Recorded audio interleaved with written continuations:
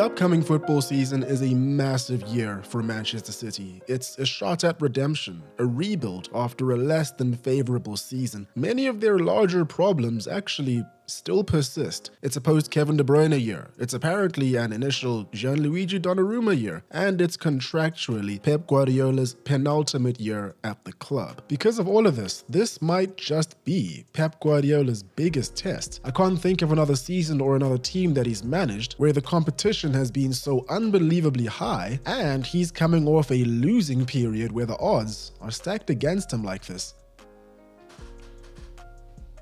Hello, hope you're well. Welcome back, you.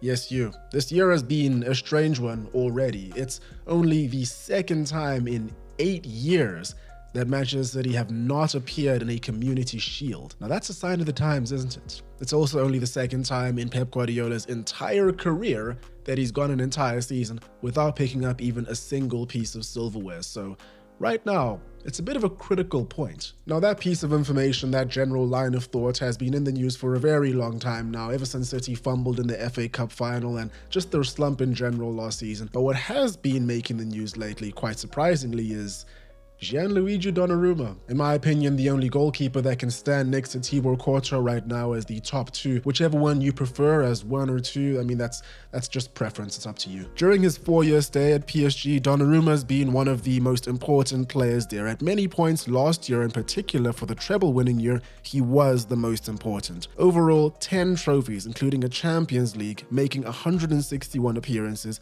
and having 56 clean sheets. For a lot of people that are familiar with Donnarumma and his antics previously with Milan, what this whole situation came down to was wages. Long story short, it seems that he wanted higher wages, PSG were willing to offer him those higher wages, but only within a bonus structure, and everything fell apart. As I said, it seems this is quite similar to how things fell apart when he was with Milan. As a result of this, we've seen a lot of back and forth between him and what definitely seems as though it's about to soon be his former manager, Luis Enrique. Luis Enrique coming out saying that he takes full responsibility for excluding Donnarumma from the squad. Donnarumma making a social media post saying that, quote, somebody has been blocking his path. These two statements, they are not the same. And it now seems that PSG have known for a very long time that they're not going to resolve this situation. It's time to move on, regardless of how good he was for them. And so they went ahead and signed Lucas Chevalier from Lille for about 40 million euros. It seems that Luis Enrique simply opted for a different profile of player. In fact, on the very same day of me recording this and this news coming out, PSG will be playing Tottenham Hotspur in the Super Cup. Donnarumma has been left out. There has been talk that United are also in for Donnarumma, which would be insane. But with all the signings they've already made this year, I just don't really see it happening. The same, I guess, goes for Chelsea. Which brings us to Manchester City, as this is a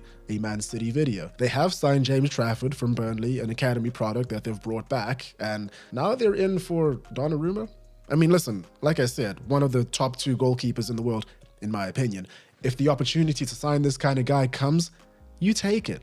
But does this make sense? I mean, there are obvious questions here that are raised about the tactical fit, the profile of player that Donnarumma is for City. There's no chance for Edison, right? At this point, I think we're all on the same page of that. It seems as though he's going to be out the door. Donnarumma is an unbelievable shot stopper. I've seen this man stretch unbelievably far, but he's certainly not very well known for his distribution, his abilities with ball at feet. Just for a bit of fun and just because I was curious, I took a look at Donnarumma's scouting report on FBref over the last 365 days, comparing him to other goalkeepers in the Champions League and the top 5 leagues. And you can see that his passes completed of all kinds, his throw attempts, his distribution just in general per 90 lands him in the very, very lower percentiles amongst his peers. On the other hand, you take a look at James Trafford and Edison and we have completely different stories. Just a bit of fun, maybe it's nothing, but just something to keep in mind. You know, what do Manchester City fans think about this? What do PSG fans think about this situation? It's an interesting development that, I mean, I certainly didn't see this coming, especially after City signed Trafford,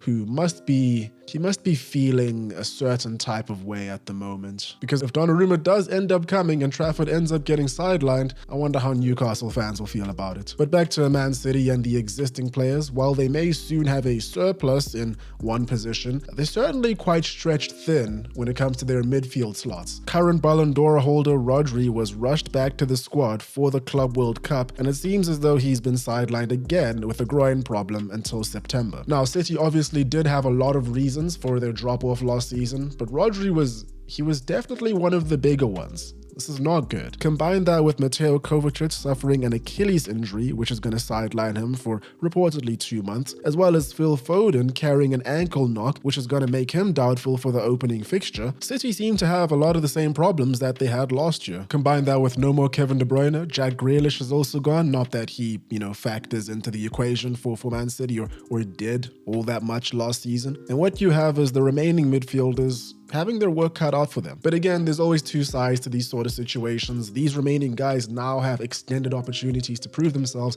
especially as the remaining guys come in and slowly reintegrate back into it. And it also brings me to the guy that I'm most excited for Man City.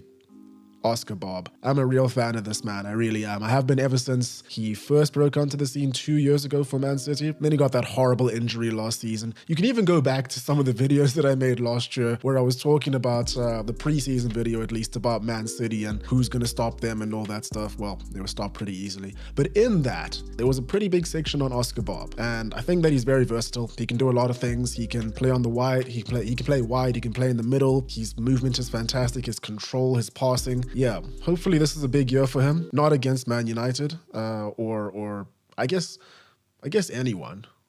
Why am I saying this? I don't even support this club. Am I still drunk? Which brings us to some of City's other signings. Ryan Ait-Nouri, a left back from Wolves for £36 million. Now, admittedly, I don't actually know that much about him, haven't seen him play that much, but who am I to second guess the decision-making of Man City's scouting department or any of the other teams that have scouted him. But what is interesting about this guy is that for the first time in a very long time, Man City have a specialist left back. Not one of these hybrid centre-back, left-back guys like Josko Vardiol or Nathan Ake. It's the first time they've gotten one of these guys in since, I would say, Mendy? I guess you could also say Zinchenko, but he was, he doubled as a midfielder at times. Ryan Cherki from Lyon. Man City benefited from the fire sale that was going on there. £34 million. He was the leading chance creator in Ligue 1 with 12 goals and 20 assists. I did see him play for Lyon against Man United last year in the Europa League. He was a very deadly player, only 21 years old too, so big prospect. From Ryan Cherki, who was one of the best players in Ligue 1, Man City have gotten Tierney Reinders, who was the best midfielder in Serie A, who City fans will be hopeful turns out to be a great player for them. And then we also have James Trafford, who we've already spoken about. This transfer window has been a pretty interesting one for City because they've gotten all these players in, these good players, fantastic players for large amounts of money, but they did it all very early in the window. So at this point in time, which is crunch time, where everyone's trying to get in those last pieces of the puzzle to really fix their team, City have kind of been chilling for quite a while. And I do think that that's warranted because they do already have a fantastic squad. As we all know, what they were just missing last year was appropriate depth. All these players, though, going to be able to step in and fill that out. For Pep Guardiola, he faces a very big task. There's a lot of pressure to deliver. He needs to integrate a lot of new players into what all of us know is a complex system for him, while also managing players coming back from injury and whatnot, similar to how he did last year. And even for the players that are established and have been there for a while, we all know that Pep Guardiola likes to change things up quite often. New tactics, new formations, new everything. So even those guys have to have this real heightened sense of adaptability to them. The tactical speculation here from the fan perspective, I'm running wild with it right now. I'm just thinking, how is he going to innovate this time? Are we going to see deep-lying, inverted, false centre-backs? If Guardiola needs some notes or anyone to run some ideas by, I have a few. He just needs to get in touch. Like we've all seen, every other big team in the league has strengthened considerably. Plus, for the most part, all of these bigger squads, I'm talking mainly Arsenal, Chelsea, and Liverpool, have settled squads that are healthy right now and going into the season have very high hopes. City, or any hopeful team for that matter, absolutely must hit form quickly if they want to have any chance. As we've seen over the past couple of years, you can only really lose one match in the first half of the year or so, maybe two, depending on how everyone else is doing, if you want to have any chance. But time will tell if Pep Guardiola and his team can face up to one of the biggest tests in his Manchester City reign. So, I forgot to film the outro, which is why it is later in the day and I need my glasses. Let me know what you guys think about Man City, Donnarumma, PSG, all this stuff. And again, go ahead, check out the podcast, follow me on Twitter. I mean, do what you want in life, honestly. We only have one of them. So don't let some guy in a screen tell you what to do, but do it though. That's all for me today. Hope you guys enjoyed. Hope you're having a great day. Cheers, and I'll catch you in the next one.